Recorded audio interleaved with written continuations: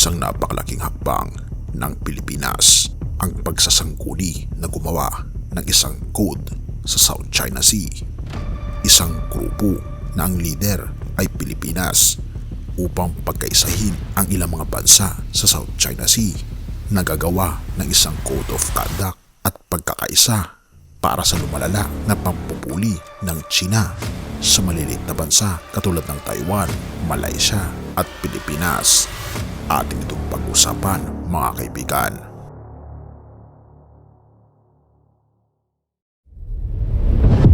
Ika pa sa Rappler, ang Pilipinas ay nagyaya sa kanyang mga katabi na mga bansa na gumawa ng isang code of conduct para sa West Philippine Sea. May ilang taong nang nagkakaroon ng magkakasunod na pagtatagpo at hindi pagkakaunawaan ng Manila at Beijing. At dahil dito, nagiging mas palaban ang China sa pagsusulong ng kanyang mga maritime claims na nakakabahala sa mga katabi na ating mga bansa at ng Pilipinas na siya ay nag-ooperate sa pangunahing ruta ng kalakalan. Sumapit sa ating mga katabing bansa katulad ng Malaysia. Sinapit din ng mga katabi nating mga bansa katulad ng Malaysia at Vietnam ang mga territorial claims na talaga namang pinipilit ng China na angkinin sa malilit na bansa. At dahil dito, isinusulong ng Pilipinas ang pagkakaroon ng hiwalay na Code of Conduct tungkol sa South China Sea. Ayon sa Pangulo noong Lunes, ika-20 ng Nobyembre, na binanggit ang limitadong progreso sa pagtamo ng mas malawakang regional na kasunduan sa China. Lumalala ang ugnayan ng dalawang bansa sa ilalim ng pamumuno ng ating Pangulong Ferdinand Marcos Jr. na mas lalong nagrereklamo sa agresibong asal ng China habang pinalalakas ang malalim na ugnayan sa kauna-unahang kaalyado ng Pilipinas, ang Estados Unidos. Sa isang live stream na naganap sa Hawaii, sinabi ng ating Pangulo na ang nagtataasang tensyon sa South China Sea ay nangangailangan para sa Pilipinas na makipagtulungan sa mga kaalyado at katabi upang mapanatili ang kapayapaan sa masiglang daan na ito, kung saan ang sitwasyon ay mas masalimuot ngayon.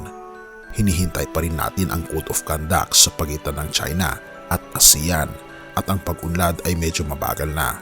Nakakalungkot nga, sabi ng ating Pangulo, na nagtutukoy sa mga pagsisikap ng pagsasanib pwersa ng mga bansa sa Timog Silangang Asya.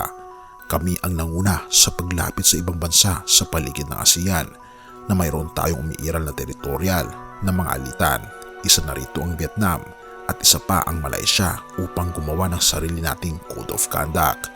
Sana ay lumawak ito at umabot sa iba pang mga bansa sa ASEAN. Hindi agad nagbigay ng tugon ang mga embahada ng China, Malaysia at Vietnam sa Maynila hinggil sa posibleng code. Ang mga pahayag ng ating Pangulo ay sumunod sa kanyang pulong noong Biyernes kasama si Pangulong Xi Jinping ng China sa gilid ng Asia-Pacific Economic Cooperation Forum sa San Francisco. Binanggit ng mga lider ang mga paraan upang mabawasan ang tensyon sa labis na pinag-aagawang tubig matapos ang seri ng mga pagtatakbo sa mga nagdaang taon. Nagtatrabaho ang ASEAN at China sa paglikha ng isang framework para sa pagsanib pwersa upang magkaroon ng Code of Conduct, isang plano na nagmumula noong 2002. Ngunit mabagal ang pag-unlad kahit na may pangako ang lahat ng partido na itaguyod at bilisan ang proseso. Hindi pa nagsisimula ang mga pag-uusap tungkol sa mga bahagi ng code. May mga lalahanin tungkol sa kung gaano kalalim ang komitmen ng China patungkol sa bagay na ito. At dahil dito, hindi lamang ang Malaysia at Vietnam ang hinihimok ng Pilipinas na pagkaisahin na magkaroon ng sariling Code of Conduct, kundi pati na rin ang Brunei at Indonesia, na kung tayo ay magkakaisa ay malaki ang maitutulong nito laban sa matigas na claim ng China sa kanyang mga territorial grounds sa West Philippine Sea.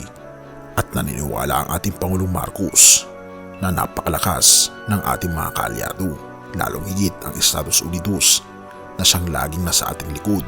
Dagdag pa niya, ang Estados Unidos ay palagi nasa likod natin at kung magkakaroon nga ng malakas na alyansa ang Pilipinas sa iba pang mga nasyon sa ASEAN ay napakalaki ng impact nito laban sa agresyon ng China sa West Philippine Sea. At kung papalag pa rin ang China, alam na natin kung ano ang mangyayari. Kasama ng Canada, Australia, Estados Unidos, Vietnam, Malaysia, Brunei, Taiwan at Pilipinas ay magsasanib puwersa para tugunan ang matigas na pambubuli ng China. At kung mangyayari ito, magiging mataas ang tensyon sa West Philippine Sea dahil tutulong ang Russia sa China, gayon din ang North Korea.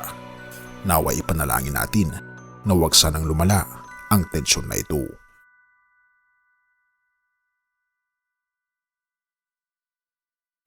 Deuteronomy 31 verse 8. Si Yahweh ang mangunguna sa iyo, sasamahan ka niya. Hindi ka niya bibiguin o papabayaan man, kahit huwag kang matakot ni panghinaan ng loob.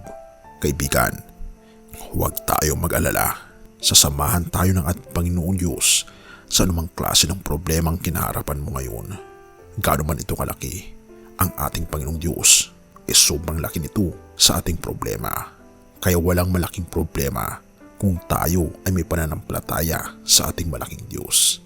Purihin ang ating Panginoong Diyos at salamat kaibigan sa iyong panonood. Tayo manalangin. Ama naming banal mga Panginoon naming Diyos, kami po lubos na nagpapasalamat sa inyo.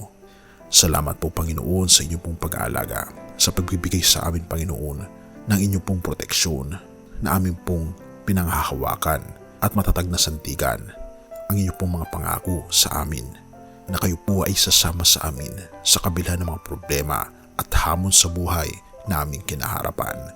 Salamat Panginoon sa inyong pong proteksyon at sa inyong pong presensya na siyang nagbibigay sa amin ng tahimik na kalooban. Purihin ka o aming Panginoong Diyos at patawarin po kami sa lahat ng aming pagkukulang at pagkakasala, pagkat ito aming samot hiling sa matamis na pangalan ng aming Panginoong Hesus. Amen.